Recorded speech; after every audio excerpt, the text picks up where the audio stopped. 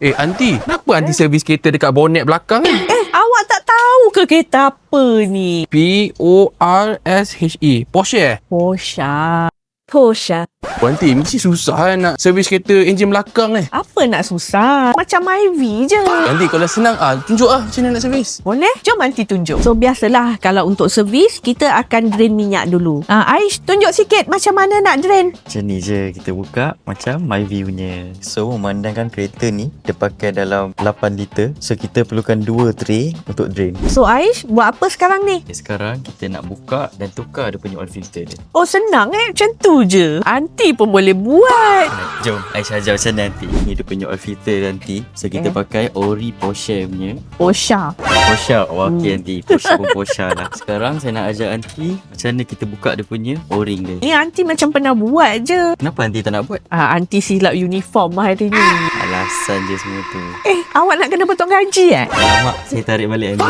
So, kita dah tukar dia punya o-ring. Kita masukkan je. Dan kita pasang oil filter yang baru. Make sure kita lock supaya dia tak tertanggal. Okay, macam mana kita buka, macam itulah kita pasang balik. Pasang dia, kita kena tekan sikit. Macam tu.